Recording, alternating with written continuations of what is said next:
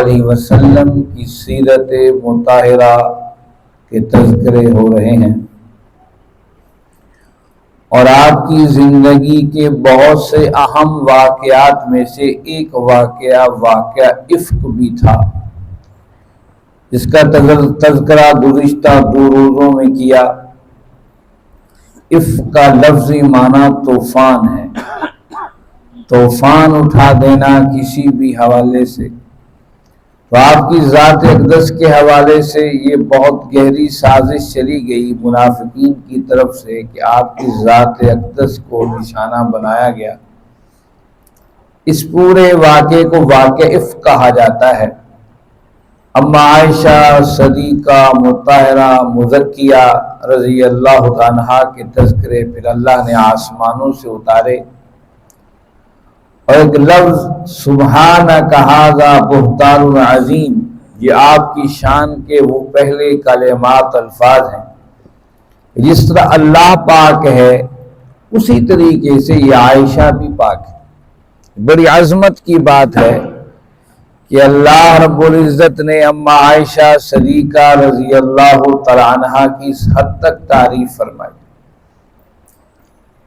لیکن جس وقت یہ معاملے چل رہے تھے اس وقت پورے مدینہ کے اندر ایک عجیب کیفیت تھی۔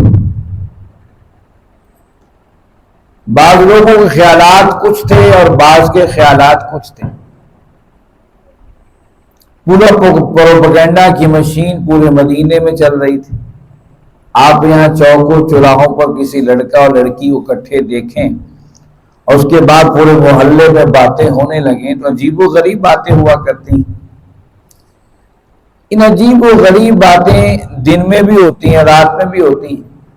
اب یہ معاملات چل ہی رہے تھے، ابھی عرش والے رب نے اپنے قرآن کو اتارا نہیں تھا عائشہ صدیقہ مطہرہ مزکیہ رضی اللہ تعالی عنہا کے حق میں، تو بہت سے ایمانی نقوش کھل کر سامنے آئے جن کے تذکرے آقا کریم صلی اللہ علیہ وسلم نے خود فرمائے۔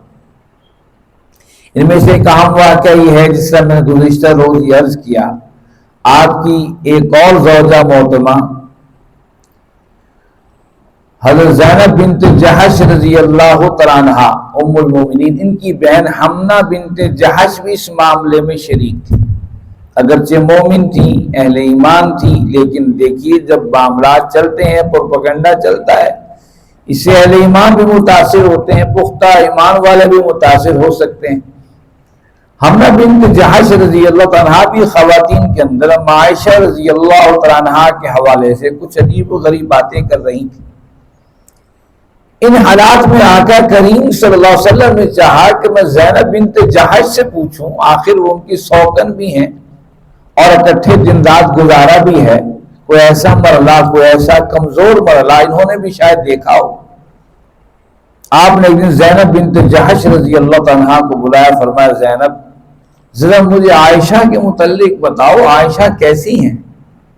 زینب بنت جحش رضی اللہ عنہا نے اللہ کی قسم کھا کر اور محمد رسول اللہ صلی اللہ علیہ وسلم کی رسالت کی گواہی دے کر فرمایا کہ میں نے عائشہ میں خیر کے علاوہ یا رسول اللہ کوئی اور چیز دیکھی تک نہیں۔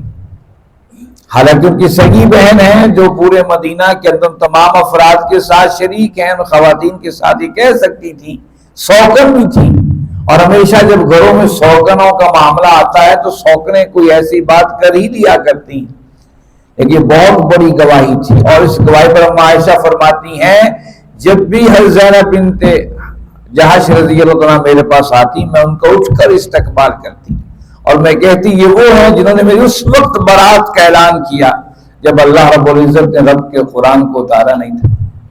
اسی طریقے سے مدینہ کے اندر اہل ایمان کی کیفیتیں کیا تھی یہ بھی ذرا نوٹ کیجیے۔ ایک رات ہے، حضرت ابو ایوب انصاری رضی اللہ تعالیٰ عنہ تھکے ہارے دن بھر کی ساری باتیں سننے کے بعد اور حالات دیکھنے کے بعد گھر آئے ہیں اور چرپائی پر تھکے ہارے لیٹ گئے، اور ساتھ کی چرپائی پر ام ایوب جو ان کی بیوی ہے وہ بھی لیٹی ہوئی ہے۔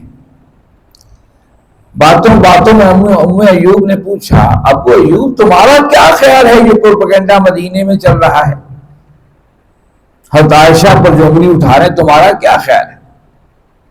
ابو ایوب انصاری رضی اللہ عنہ پلٹے فرمایا ایوب ذرا مجھے یہ بات تو سمجھاؤ، اگر تم عائشہ کی جگہ ہوتی کیا تم ایسی حرکت کرتی؟ انہوں نے فرمایا کعبے کے رب کی قسم میں کبھی ایسی حرکت نہ کرتی۔ فرمایا ایوب سنو، اگر میں صفوان بن معطل کی جگہ ہوتا، جو صفوان بن معطل جو ان کو اونٹ پر سوار لے کر آئے، اگر میں ان کی جگہ ہوتا کعبے کے رب کی قسم میں بھی ایسی حرکت نہیں کرتا۔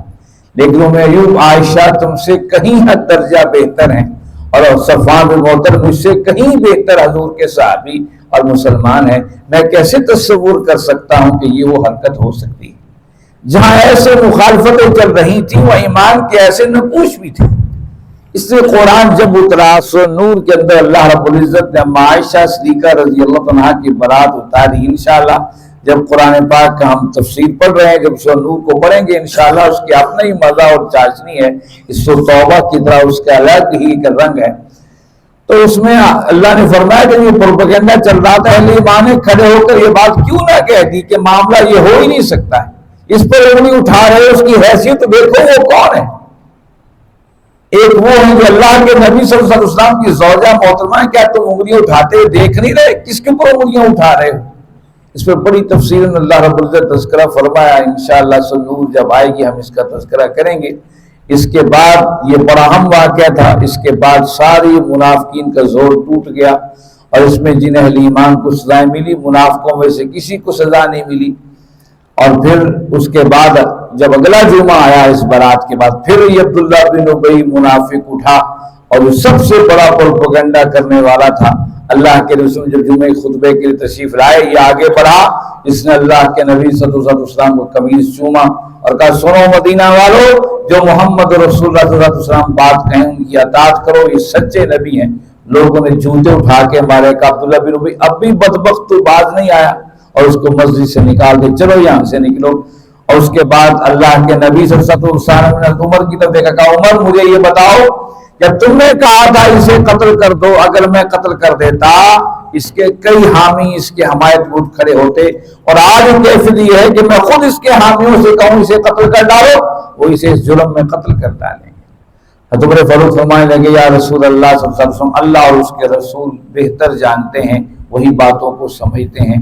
آئیے قرآن مجید کی ان آیات کی طرف جہاں آپ اور ہم نے گزشتہ روز پڑھا تھا، اس کے بعد ہی کیا واقعات تھے انشاءاللہ آئندہ ان کا